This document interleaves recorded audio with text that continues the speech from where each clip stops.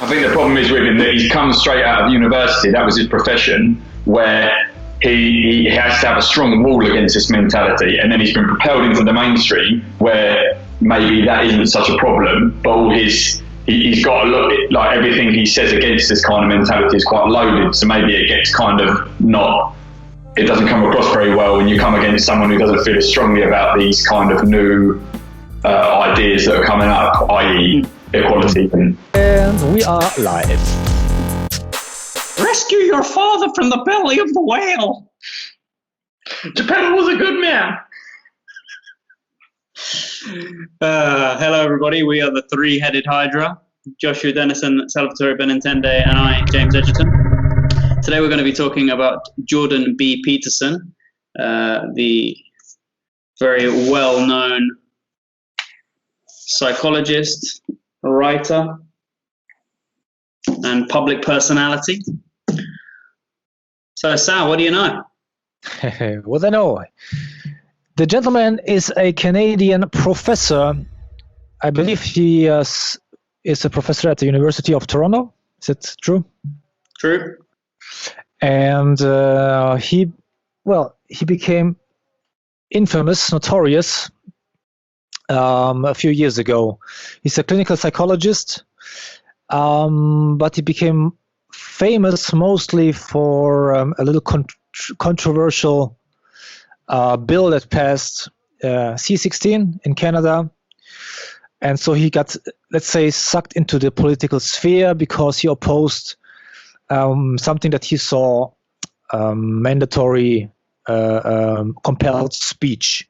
A bill that was, I believe, made for, as they saw it, protection of transgender and gender fluid people.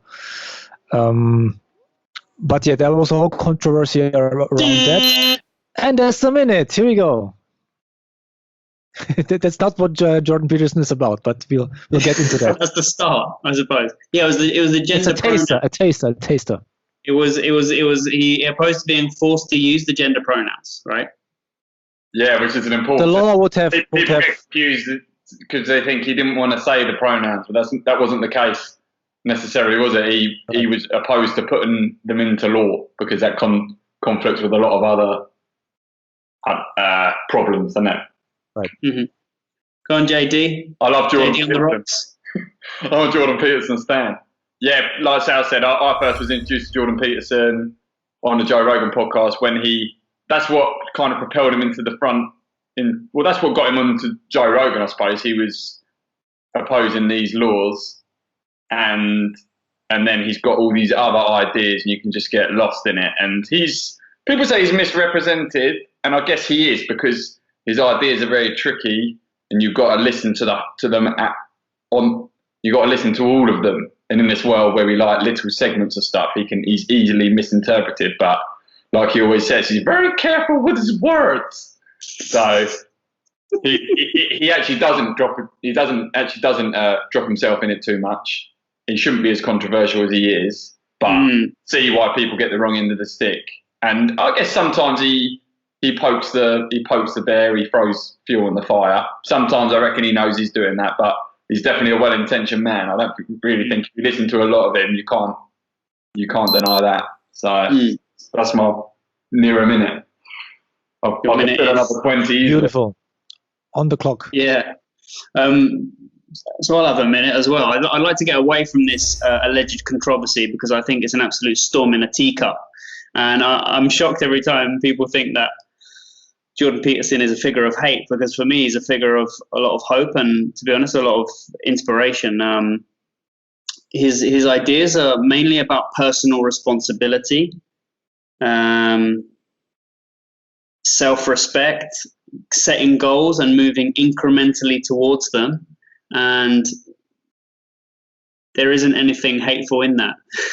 It's been really helpful for me. I've read his book a couple of times. I read it with students of mine, English students, and we discuss, key ideas. You don't have to agree with everything. I don't agree with everything that he says myself, but there's a lot of good to be taken out of his thinking, and it shouldn't just be thrown on the rubbish heap because you choose to be offended by something that you think that he said. I you look back at what he actually said, bears little relation to the caricature. Yeah, man, nice. I think a big problem is that, like in the world at the moment, it's clear that everyone's trying to shift in some way, and we've got all these new proposals about how the world should be and with relation to each other, and you've got all this gender inequality, and obviously equality seems to be a big problem at the moment for a lot of people. That seems to be the problem at the front, and I think a lot of the problem with a lot of the reason people misinterpret him is because he thinks on a longer scale than recent history. And what I like about him, well, one of the things I love about him is he always likes to point out how good things are now, even though they can be improved on. They are a lot better than they ever were, and I love this kind of. I think that's maybe what listening to him introduced to me the most is that things now are very good, and he always says about it's a miracle that. And he explains it well. He explains it. He goes into, you look at the everyday mundane things. You've got street lamps. You all live in warmth, and everyone eats, and it's just all these things. If you look at that over the last decade or 2 decades, all right, maybe it's gotten worse in some places, but in the lower levels of society, it's gotten better. And if you look at over 100 years or 200 years, it's got massively better. So all this kind of down society, I like that he kind of goes against that. That's and it's really important to say with that, and it's really embarrassing that you even have to offer this caveat, but you have to say underneath, that's not to say that things can't get better and that a lot of people aren't suffering. They can get better and people are suffering, but you have to take it with a wide lens, in perspective. It's exactly the whole argument of a book that I'm finishing right now called Enlightenment Now by Steven Pinker, is how things, in almost any measure that you choose, are vastly improving. So, yeah, that's one of the ways that he gets criticized, right? By being out of touch, by disrespecting people who don't have it as lucky as others. But he looks at everything very, very in very, very statistical terms, and then he says what he sees, which isn't always they aren't always popular conclusions, put it like that. But he's very, very thorough, and he's very factual and evidence-based. And I think, James, I mean, in light of what we talk about quite a lot, I think maybe the problem is with him, like I say, we will get off the controversy, but I think the problem is with him that he's come straight out of university, that was his profession, where he has to have a strong wall against this mentality, and then he's been propelled into the mainstream where maybe that isn't such a problem, but all he's got to look like everything he says against this kind of mentality is quite loaded, so maybe it gets kind of it doesn't come across very well when you come against someone who doesn't feel as strongly about these kind of new ideas that are coming up, i.e. equality and all this kind of thing. Do you see what I mean? He puts up a strong defence, and maybe it comes across like he's just trying to be an old. No, everything was better ages ago. But because his opposition has been students who are maybe a little bit over the top with that kind of mentality and uneducated about it, and he comes over a little bit harsh with it all. Yeah, I reckon. But I don't know. I like plenty of things. I like plenty of things about him. What I like about him. I mean, I don't know how much you want to delve into it, but I really enjoyed his take on religious things, where he's a little bit. I find him a little bit tricky because he never says he believes in God, but he never says that he describes himself as a Christian, but never says he believes in God, and he is a little bit dicey around this subject, I find. But I don't know whether. I wonder whether he doesn't want to turn off the Christians, but he doesn't want to turn off the scientists at the same time. And I think when he explains these things, I kind of listen. They're complex ideas, and he explains them. I don't know whether I just engage with them or he explains them in a better way, but I find my mind being a little bit stretched. He goes on these long, drawn-out explanations for why he thinks how he thinks, and it does make sense to me.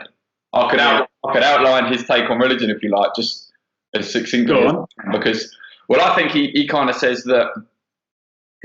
all right, we've got science now, and a lot of science cuts through religion, which is obvious. He said there's nothing clever about that.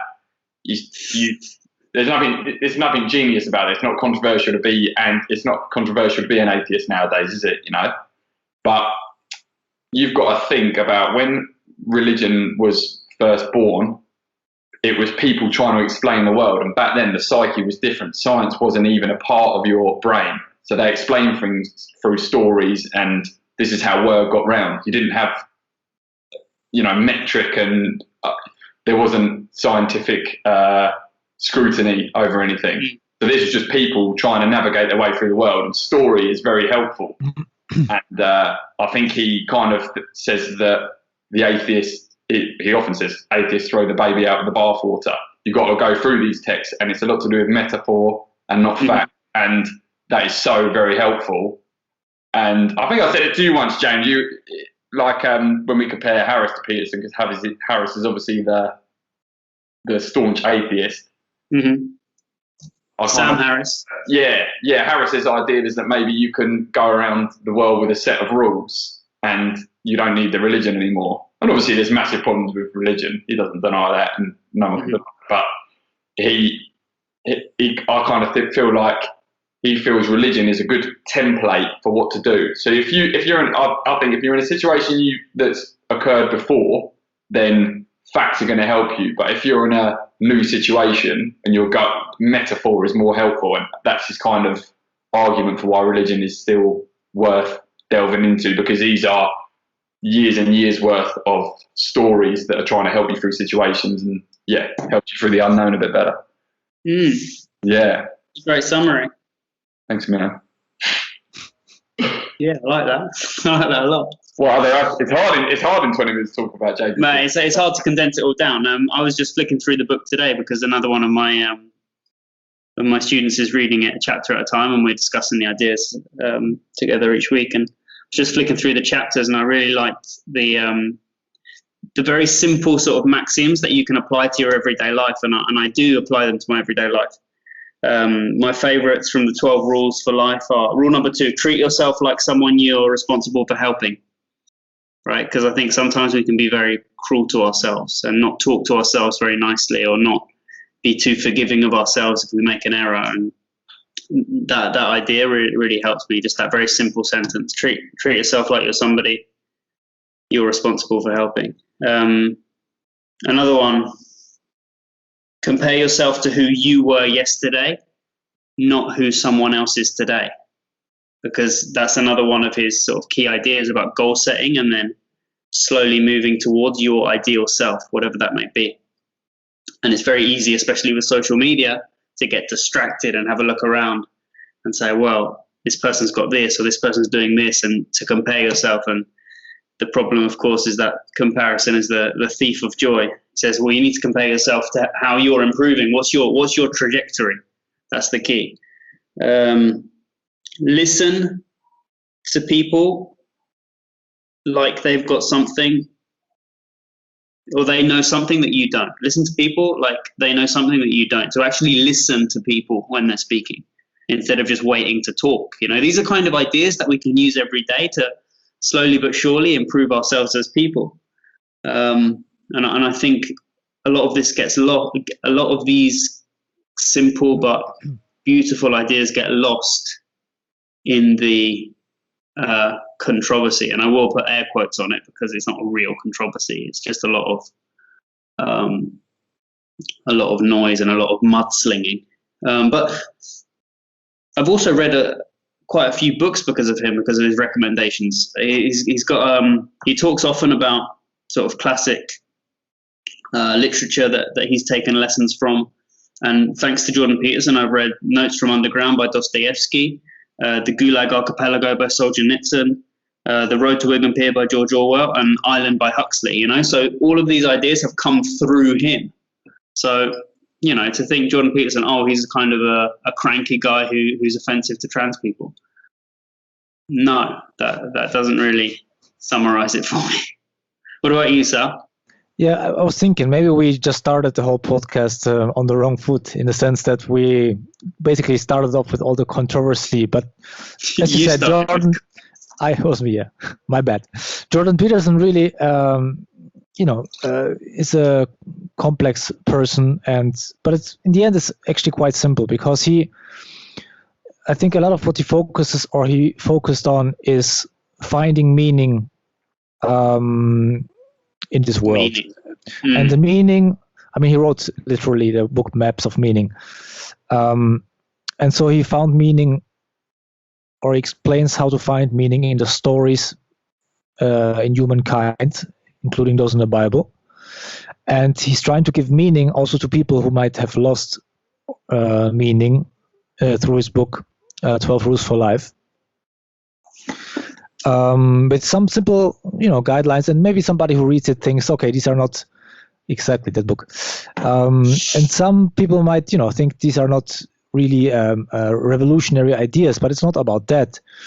But the way he condenses down concepts to their essence, and the way he actually also uses the tools of storytelling through the study of stories himself. He's a master in that. He's a master also in the way he presents himself on stage, the way he can improvise for hours. And if you watch several videos, how every lecture is different than the other one, because he's not just reading down a text, but he really deeply goes into one topic and then puts himself and his viewers through a journey while he kind of makes his way through each argument, each topic, right? And so basically I would say he's a storyteller trying to discover meaning in life and trying to share it with as many people as possible, and thus he gave a lot of people a lot of hope. So then, coming full circle around about the controversy, if you can't reduce him to just that. If you see somebody trying to do good in the world, whether you agree with the methods or not, he's trying to do something positive for people. He's not trying to put other people down. He's trying to lift people up, actually, and starting at each individual. And so that's basically, for me, the essence of Jordan Peterson. And we could go on for hours and hours, but that's, in a nutshell, what I see Jordan Peterson do very well. Spot on. Yeah, I agree. It is about the individual, but not forgetting the collective. He tries to build up the individual, so the individual is in a position to help society. Right. So his meme that gets thrown around is tidy your room. Right? Tidy your room. And what does he mean? What he means is start where you are. Start with a simple task in the morning, and then watch the positive momentum loop build up from there. And it's actually quite hard to organize your own space. Another chapter in the book is something along the lines of sort out your own life before you reorganize the world. Right. And it's true. It's easy to criticize people on the outside, but we've also got a lot of work to do on ourselves. If you can't clean your own room, how dare you think you can change the whole world? I mean, that's more or less the concept behind it. Right. Yeah. But I listen to him regularly still. He's been ill for the last year or so he's not been speaking publicly. But there are a few videos that I go to again and again. There's one about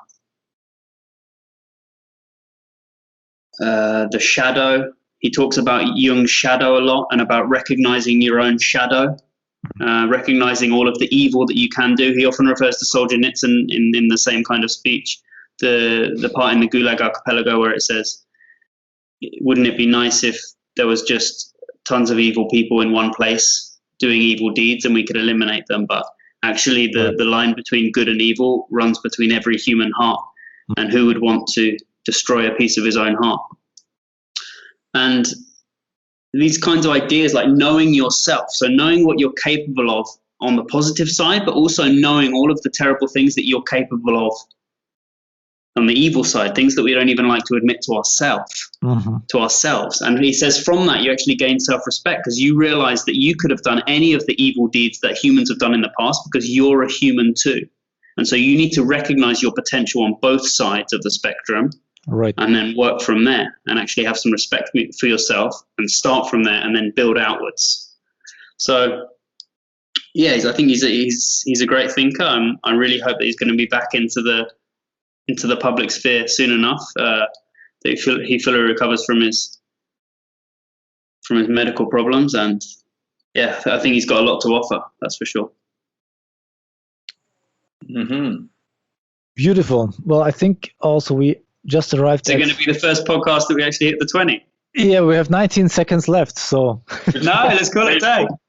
Wrap it up then. Wrap it up. Well done. On that. Well, if you're interested, Jordan Peterson, check out the book, 12 Rules for Life. Mm-hmm. I think the best introduction might be to Joe Rogan's as well. I know Maybe, yes, that's right. Yeah, it was a great. It's 2 or 3 podcasts with Joe Rogan and Jordan Peterson. They really get into it. I think Rogan brings out a good. He lets him talk enough and ask questions along the way, so it doesn't get too heavy. And yeah, it's perfect. Right. Yeah. So, ladies and gentlemen, thank you very much for listening or watching this episode of the Three-Headed Hydra Podcast with James, with Joshua, myself, and that's you, Zoo. Subscribe. Why are we making these podcasts? Because 3 heads are better than 1. We'll combine our experiences and research on engaging topics to learn a bit more each time, enjoy the chat, and improve our own communication skills in the process. Innovation comes from the ability to correlate information between different realms of knowledge, and we all have very different realms of knowledge between the 3 of us. Why the Hydra, you ask? In archetypal mythology, dragons guard piles of gold. Overcoming fears can bring great rewards. What you most need is often where you least want to look, and we won't shy away from the fire to challenge each other and reach that goal. What's in it for you, listener? Learn, laugh and love. Get involved and join us on this adventure.